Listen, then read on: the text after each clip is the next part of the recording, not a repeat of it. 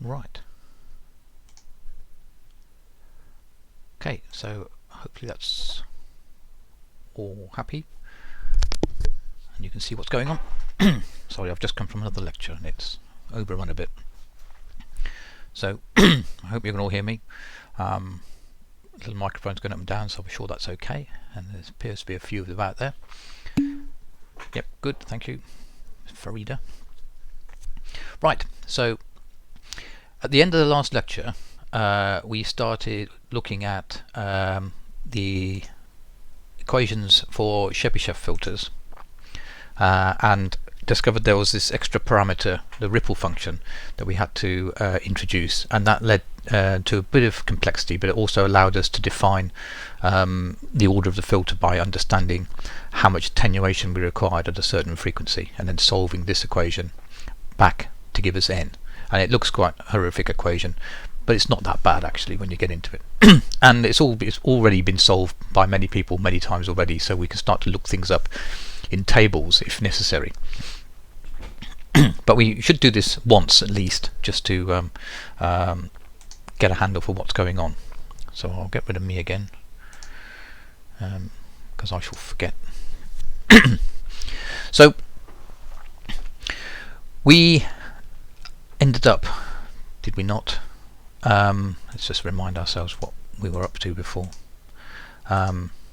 Okay, yes, so we evolved this polynomial, this Chebyshev polynomial, and went through a series of transformations to give us a filter response, which looks something like this. And we understood some of the parameters involved in defining this feature, including the Chebyshev polynomial and this factor epsilon. So we've got an idea of what it is we're looking at in that respect.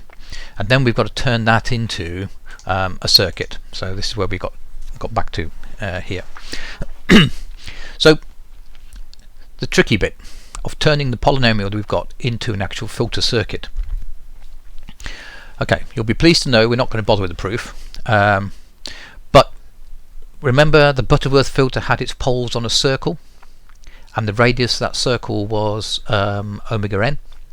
Which made life a bit easier for us, because it turns out that the poles of the Chebyshev function are on the radius, if such a thing exists, of an ellipse.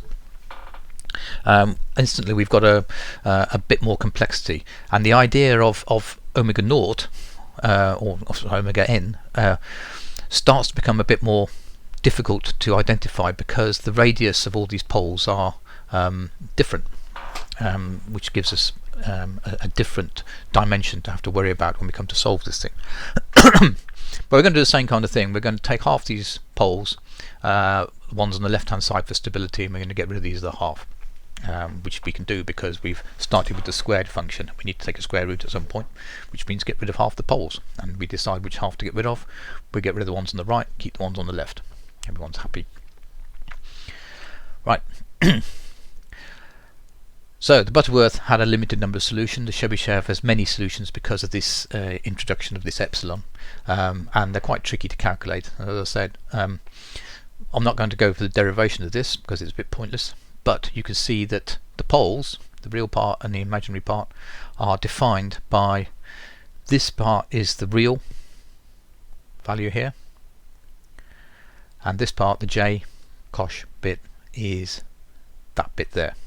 And again, same as for the Butterworths, we're interested in one circle, one loop around here. So k goes 1 to n. And again, the important thing, although it's complicated and looks a bit nightmare, it just gives us conjugate pairs, because you can see that these are conjugate pairs, and if they're on the axis, if it's an odd order function, then they're just on the axis again, which is just a real root, which is for our first order term. So it's the same kind of idea. We just need to work out where these roots are for each pair of conjugate roots, and then implement those in a second order filter function, of which we now have two possible solutions. We've got a Salenkin network that we looked at, and we've got this Rausch filter solution we've looked at. So all we need to do is work out where these poles are and implement them. Simple. Right.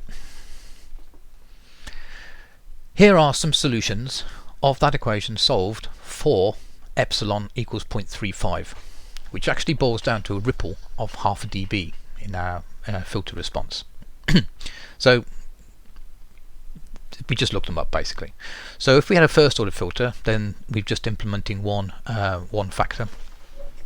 A second order filter, this is the polynomial we wish to implement for a second order Chebyshev, and when it starts to get interesting is when you get third, fourth and above. Then we're starting to get the same kind of idea, but we've got some interesting, so for fourth order for example, we've got two second order functions that we wish to implement. So we'll cascade two second order circuits as we did before, and all we're interested in is these coefficients and how to solve them in a circuit related form.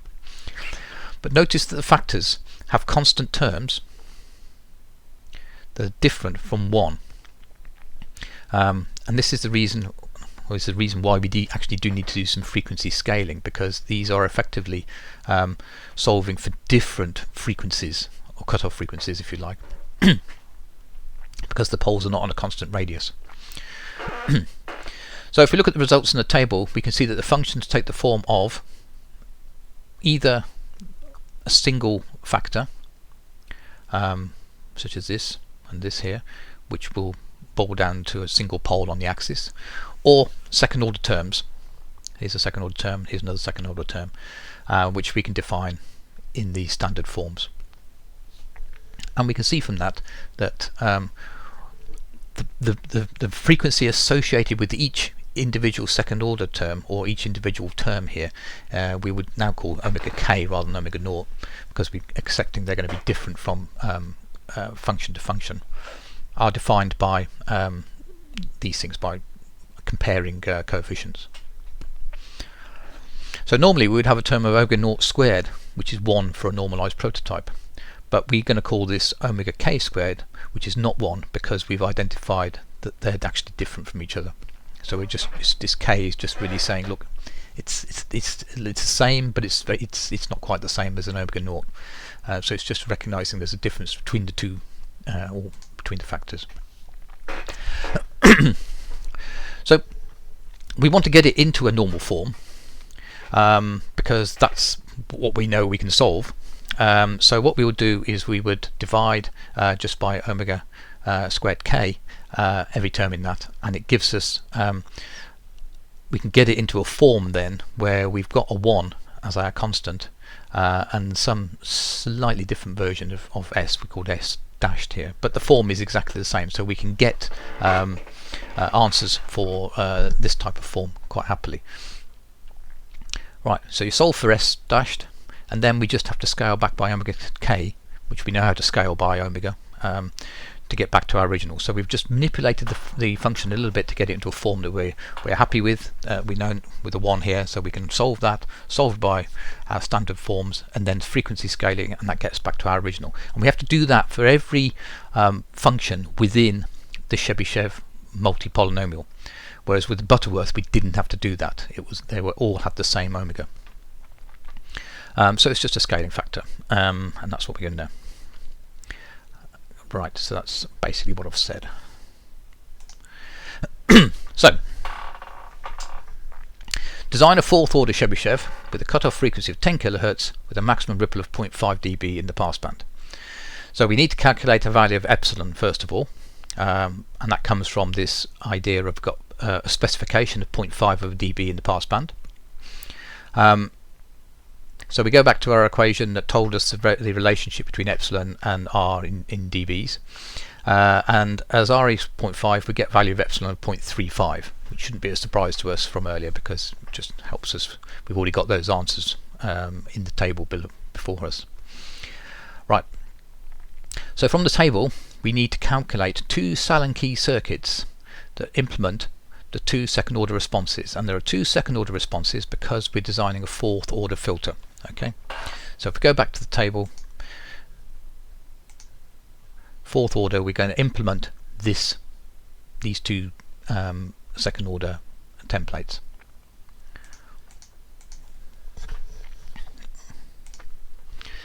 So that's what we're going there. So we again we notice that the constant terms are not the same as each other, and they're also not equal to 1. So we're going to have to divide this into 2, look at this, get a solution for that, modify it so that this is 1, get a solution, multiply it back up so we've got a 1.063 back again equivalent, and then that's what we implement, and then we have to do the same again for this, but with a different set of criteria. And that's the only sort of tricky bit going on. So we take our first second order one here with 1.063. We notice that omega k is equal to 1.031, which is 1.063 square rooted. Not sure where that's come from, check back previous slides. And then q is defined as omega k over 1 over a over a1k, which again comes from looking at this term here and understanding where the omega k, there's an omega k hidden in here as well from here. And we can calculate a value of qk that we're interested in then. And then we can demonstrate, we can divide through by omega k squared, 1.063 in this case, to renormalize this and gets us into this form here. But we've included this new version or new parameter, denormalized s if you like, over here. So if we just now replace s over 1.031 with s with a just call that s if you like, we'll call it s primed in this case. So this is now the template that we are wanting to solve, and this gives us a prototype that we can then scale by the frequency we're designing for. And so if we then go back to our Sallen-Key analysis, we remember that, and I've called it omega naught, but it's the omega of the Sallen-Key network is defined as 1 over RC, and Q is defined as 1 over 3 minus A. Okay, we can then get a value for RC because we've got a normalized version of 1 now, and we can work out what A is, and then we can just frequency scale to 10 kilohertz, which is what we want. Right, so that's where we're going with that.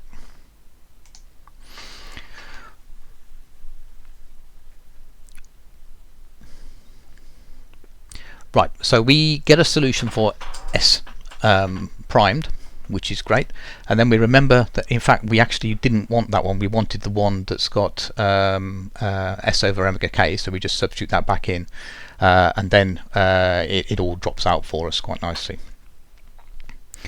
Yeah, so there's not much else to say in that one at the moment.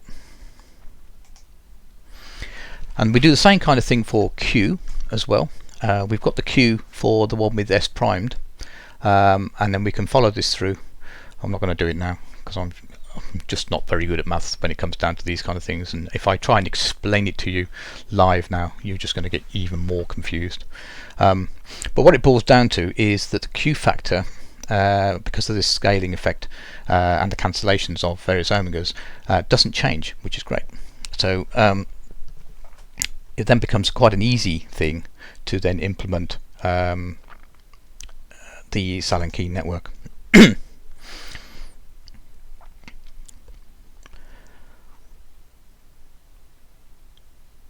Right, so I've jumped the gun a bit because I've said the Q didn't change, and this is what's showing us that the Q doesn't change through here. Okay, so we've gone back, we've done our first scaling, so we've gone back through S primed to give us our original effectively normalized Chebyshev prototype, which had this factor of 1.063, remember, in it. And now we want to denormalize this to give us our our 0.5 dB point at 10 kilohertz. So we have to do a frequency scaling by both the 1.063 and the 10 kilohertz that we're in, or the root of 1.063 and the 10 kilohertz, to give us our original Chebyshev equation, which now has a 0.5 dB point at 10 kilohertz. But the Q factor hasn't changed in all this. So that's quite a nice thing. So we scale the cutoff frequency, but the Q doesn't change very much. And then, having got that, we can then just work out, we set a value for C, work out what R is because of the equations for the Sallen-Key network.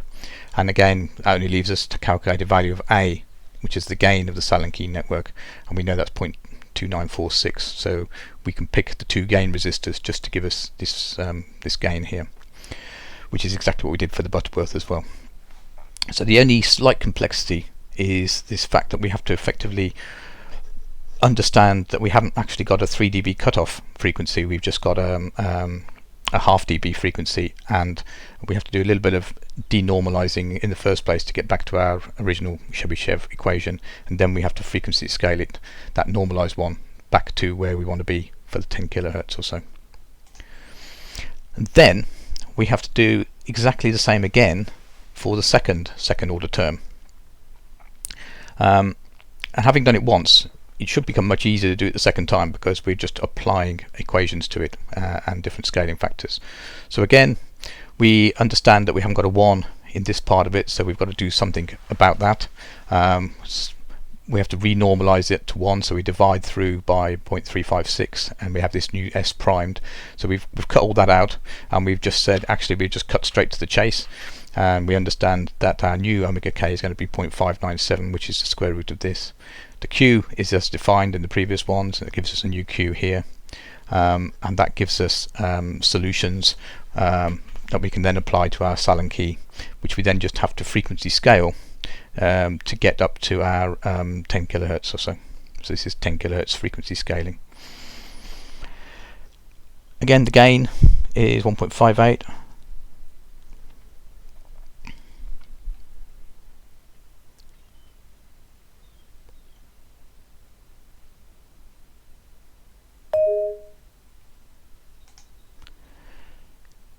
Yep, I think you lost me. Have you got me back now? You're back. Yes. Yes, I noticed that. So even the computer got bored with me. Right, so we carry on then. So that we get to this point, so we've just got to then do exactly the same thing. Solving for A gives us 2 resistors, and solve for 1 over RC is equal to some term that we've got there. Again, let that equal it. So we can then implement the Sallen-Key network. So there's 2 Sallen-Key networks here, one for the first polynomial, one for the second polynomial. The values are as calculated, so these will have slightly different pole positions compared with the Butterworth, and they'll have slightly different omega naught frequencies, or equivalent of omega naught frequencies, and they'll interact with each other, hopefully to give us this overall Chebyshev response. And just to show that it does actually work despite the ramblings of the mathematics, and we end up with a nice flat response, a little bit of a ripple in the passband, which is what we expected. We're expecting about half a dB of ripple with our epsilon of 0.35, and then it falling away quite quickly and then trending towards a 4th order 80 dB per decade slope. So it doesn't look too bad on the log plot. If you zoom in and have a look, you can see that all the excitement happens around about the cutoff frequency, or starting to get there, and then it drops away very sharply. It's the same kind of scale that we're looking at. We just zoomed in very close on this point, which is this point here, and you can see how quickly it sort of drops away. And the interesting thing to note, I suppose, is that the sort of cutoff frequency that you would define for this is really at 0.5 over dB, because that's the last time that this ripple is constrained within our half dB range. Does all the wobbling and then drops through it. So 10 kilohertz is the frequency at which it goes through the half dB point for the last time. So it's not as simple as saying it's a 3 dB cutoff this time. Okay, so cutoffs tend to be defined on what's convenient for the type of circuit you're looking for. But what's nice about this is that it actually works. There's some very complicated and hard maths in there involving poles and things being moved around and solving for them, but it's not hard to solve it when you've got templates, and if you do get it right and implement it correctly, it works. And it works almost exactly as the theory says, because the op-amp's quite good at these kind of frequencies. Right, so with the Butterworth filter, when we were converting it to a high pass, we were able just to swap the R's and the C's over. But because we've got this slight complexity with this non-unity coefficient in our Chebyshev polynomials, or the solutions to our Chebyshev polynomials, I should say, we can't have that shortcut. We have to do it the long way round if we're going to go to a high pass filter from a low pass. So we have to apply the rule of just replacing S over omega naught, the normalizing term, with omega naught over S. And so we can go through the loop again. So this is our low pass prototype, so we're probably reasonably familiar with these numbers now. We convert to a high pass prototype, replacing S with 1 over S. So that's just what I've done here, and that gives us, when we rearrange that, a new equation there, and that gives us the equation that we now need to solve as before. So we just turn the handle, assuming that we know how to turn the handle, having looked at the previous slides and understood them, and you end up with again we just template it and get our omega t being 1 over root 1063, which comes from this bit here, or this bit here, 0.97, and we get Q from the definitions of Q by comparing coefficients again, and then we just do the maths again on that by scaling it. So again, there's some notes here to try and assist you when you sit down and look at this in the cold light of day to see where things have come from. And if you run through that, we're trying to solve the same kind of equations. Again, it's just scaling by the two frequencies, one for the Chebyshev frequency and one for the actual frequency that we're interested in, and solve for the Sallen-Key network. We have to do it all again for the second term. So here's the complete solution for the second term, and again the values of R and C that we'd be getting for, if we assume that C is 10. And then if you plot all that in the simulator and just check it all works, you can see now that we've got this high pass response, which is a mirror image of the low pass response. So this is a detailed example, if we could bother to go through the maths, that shows that the transformation of replacing S over omega naught with omega naught over S actually does work, and if you turn the handles on the maths, it all comes out and we can get this transformation into a high pass filter from a low pass filter.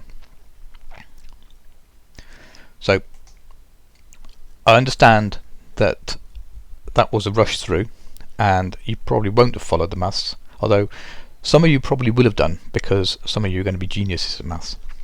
But I would go back through that in your own time, just follow it through and follow the example that's on the web page as well. And maybe just design a filter of your choice with the cutoff frequency of your choice, and see if you can just make it work, because that's going to be the best way of doing it. But hopefully there's enough information in those slides with the interim steps, because I spent quite a lot of time trying to put the interim steps in and do it, that if you just sit and think about it logically, you'll be able to follow it all the way through, and it's not going to be easy to do that in a lecture, as you probably just experienced. Anyway, other types of filters, which we probably pleased to know that we're not really going to cover, but you need to know their existence. So other types of filter exist, but they're always a compromise. So we saw that with the Chebyshev. In that case, the steepness of the cutoff is increased, but at the expense of introducing a ripple into the passband, whereas the Butterworth filter gave us a completely flat passband, but didn't give us a very steep cutoff, at least an initial cutoff, I should say. There are other things. It says below is in the next slide. There's a picture coming. We can sort of get an alternative Chebyshev type response by introducing zeros into the system, and we'll look at that in a minute. Another type of filter is elliptic or Kauer filter, which is a general case of Chebyshev, because Chebyshev is an elliptic filter. An elliptic filter is just one where the poles are on an ellipse, and we've looked at that. So the Chebyshev is a particular example of that. So an elliptic filter with zero ripple in both the passband and the stopband is actually a Butterworth filter. So Butterworth is even a special case of the general elliptic filter. But you can see once we start to introduce zeros as well as poles, the mathematics is going to get very complicated and really isn't worth digging into in a part 3 module. Right, so we'll look at some pictures of that in a minute. Another type of filter is one that controls the phase response, because remember we've only really looked at amplitude response. We've said we want a nice brick wall filter with amplitude response, but the other main parameter of filters is phase, and phase is very important in the time domain because it shapes the resulting pulses that come out. And there are two that you should have heard of or should hear of, and these are Gaussian filters and Bessel filters. And these filters have less sharp cutoffs, so we're not interested in the cutoff frequency as such. It's not really for filtering in terms of signal bandwidth, but it's more a case of filtering in terms of time response. So it gives less distortion in the time domain. It's a controlled phase response to different frequencies. And you can review this as preserving the wave shape of filtered signals. Excuse me.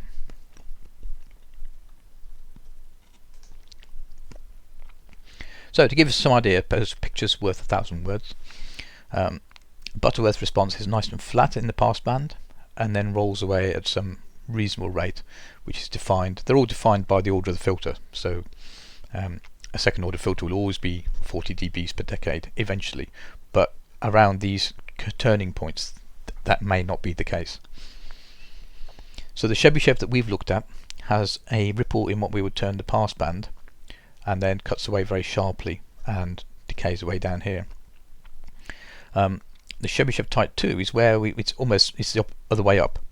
So we've defined zeros in this stop band, if you like. So we're saying at this frequency here we must have everything absolutely stopped.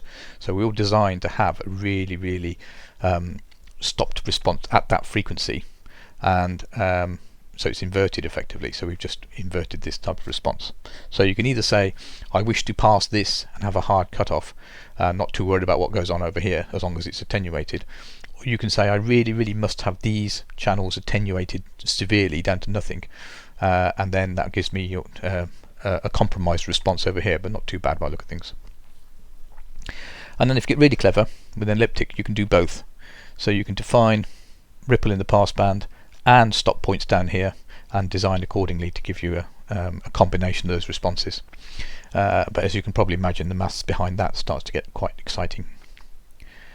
Fortunately, there are lots of computer programs around now that can design these things for us, but I think it's important to have had at least an inkling of what's happened in terms of the maths and how the filter response has been defined, because that allows you to see where the compromises have been made or where they could be made when you start to specify filters for your own applications. So the last thing we've got to look at in this section anyway is this thing called a Tau-Thomas architecture. So it's another architecture. So we did Salenky and Rausch for basic second order construction. Tau-Thomas is a more complicated structure, but is incredibly versatile. So once you've got your head around how it works, it allows you to be really flexible in terms of the type of filter you can design. So as long as you've got the Tau-Thomas architecture, an understanding of it, you can use that to implement any kind of filter response. And it's actually an example of a state variable filter, and that just comes from energy state of a system being defined by a variable, its integral and its second integral, which was originally sort of coined in the world of analog computers, where you simulate real world variables. So in sort of real world, if you like, things you can get hold of, you'd end up with position, velocity and acceleration as being your state variables for a given system. So it gets a bit more abstract in the world of filters, but we just have to remember we've got two integrals, an integral of an integral, and the original. So we don't need to understand particularly the details of that, but if anyone's interested, that's sort of where it comes from. Right, so in the case of a filter, we want to create a structure or a circuit that ideally allows us to find a transfer function template that allows us to implement a useful prototype function. The most general function is known as a biquad function, and it implements this equation here. And this is a biquad because there are two quadratic equations in here, one in the numerator and one in the denominator. So we've seen that in the denominator, a second order function is a really useful thing to have. It allows us to have two poles and we can position them wherever we like, and they're complex poles, which makes the system response interesting and controllable. And this one also introduces, in the general case, a second order function on the top as well, which allows us to introduce some zeros into the function. So this is actually a really useful function because we have the flexibility of defining two zeros independently of two poles, and then if we cascade a lot of these things together, we can make some very complicated systems. So if we had one circuit that could implement this as a function, and we knew how to define P, Q, R, C and D, that's the only circuit we really need to know. So that sounds like a good result, doesn't it? So for such flexibility, we end up with some complexity, and the system can be implemented as the following sort of system diagram. So we've got, it looks complicated, but really what we've really got is an input coming in, a summation, we've got integrator, and then options to get that integrator signal out somehow, and then another integrator, and then options to get that signal out. So it sort of feedbacks on itself. So they've got two feedback loops, so the integrators are feeding back on the spells, and then they're being summed here, and then we've got weighted summations of those three state variables that come through. So we can change these, add them up, and then we get an output voltage. So the input to the first integrator here, we can see that V1 equals V in minus A V1S, so this is V1S through here, times A minus, and we've got BV1 S squared, so we've got a second integral, signal comes through here, so it's 1 over S squared multiplied by B, and then subtracted because it's a minus B here, and this is adding part of the circuit. And if you rearrange that, you end up with V1, this voltage here, is equal to V in S squared over S squared plus AS plus B, where A and B are just some feedback constants in this circuit. So that's starting to look interesting, and we can then obviously do that for the second output, and we can just say that V2 is equal to V1 multiplied by S, because it's just gone through that block there, and we know what V1 is because we just calculated that, so we make the substitution and it becomes V in S over S squared plus S plus B, and likewise V3 is equal to V2 going in multiplied by 1 over S and out, and we know that V2 is equal to this, so we can put that in there, and that gives us V1, V2 and V3 expressions for, and then the output here we can just see is going to be V in times X summed with V1 times Y and V3 times Z, all summed up. So that gives us that. So if we start to make the substitutions for V2, V3 and on the previous slide V1 into here, and start to rearrange these things, we end up with V out is equal to V in, which is good, multiplied by a whole load of coefficients. And if you rearrange that, you end up with it saying effectively it's XS squared, and we simplify this down and you end up with this expression. And you can see now that you've got X being the coefficient of S squared, you've got a combination of the other variables including X, but not just X, as a combination as a coefficient of S, and Bx plus Z as a coefficient of well, the coefficient on its own over S squared plus AS plus B. So by manipulating these around, you can get almost independent control of these different coefficients, and that's our biquad function. So we've got an S squared on top and we've got an S squared expression underneath, so that's a biquad. So that's what we've managed to implement, which is great. So we can choose values of A and B fix our poles, and then they obviously A and B relate to the zeros as well, but they're moderated or modified by X, Y and Z, and actually we can then independently fix X, Y and Z to give our position of our zeros. Okay, so P is equal to X, we can see here, Q is equal to AX plus Y, and R is equal to BX plus Z. So R is equal to BX plus Z. So that gives us the ability to define P, Q, R, C and D as being, C is obviously A and D is equal to B in this manipulation. Allows us to independently to get to these coefficients, which allows us to implement this. But we just don't know quite the circuitry to implement this at the moment. So all we want is a circuit to implement this structure, and a way of then defining what X, Y, Z, A and B are, and we've got it all sorted. Okay. So we know that this is an integrator with some feedback, because that's an integrator and that's some feedback. A is negative to give negative feedback because we've got positive addition here, and we can just use our op-amp integrator to implement that. So there's an example of a piece of circuitry that would implement an integrator with some feedback on it. So it's a single pole amplifier, which we've seen quite a lot of, basically an integrator. Who knew integrators could be so useful? And you can see that the transfer function of this, if you work around the loop, is going to be 1 plus S plus A. The transfer function of this circuit is going to be RF over S RF plus 1, which is 1 over S plus 1 over RF. And then for the response to be the same, we just say that A must equal 1 over RF.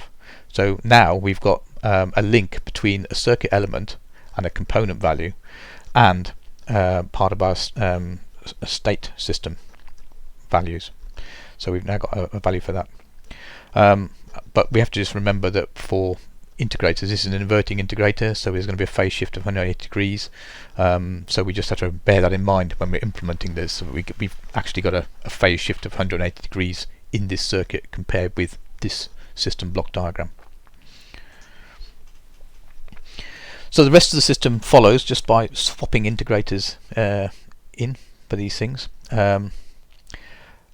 So remember we had a phase shift, so we got a minus here rather than a non-minus, so we just bear that in mind. So that goes through here and we end up with V3 and then minus V3 coming out of here. Minus V3 is good because we're going to get a negative summation coming back through here then. Okay, so because of the inverting nature of the integrators, as we just discussed, you just need to check the polarities in the main loop. So minus V2, which came out of this one because it was inverted, gets integrated again by another inverting integrator, so it becomes positive V3. But because we're eventually going to need negative feedback, we need to invert that signal again to give us minus 3, so that the adding summation here can work properly.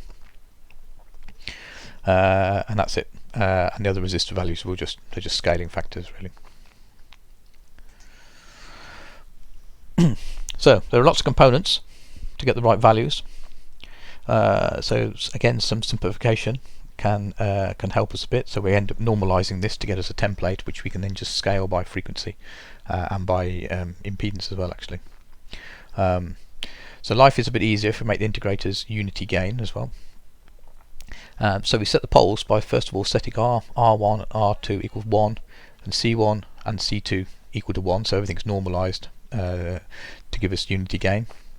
And then we can start to make substitutions into the standard second order equation and comparing it with our biquad function, so that we can start to make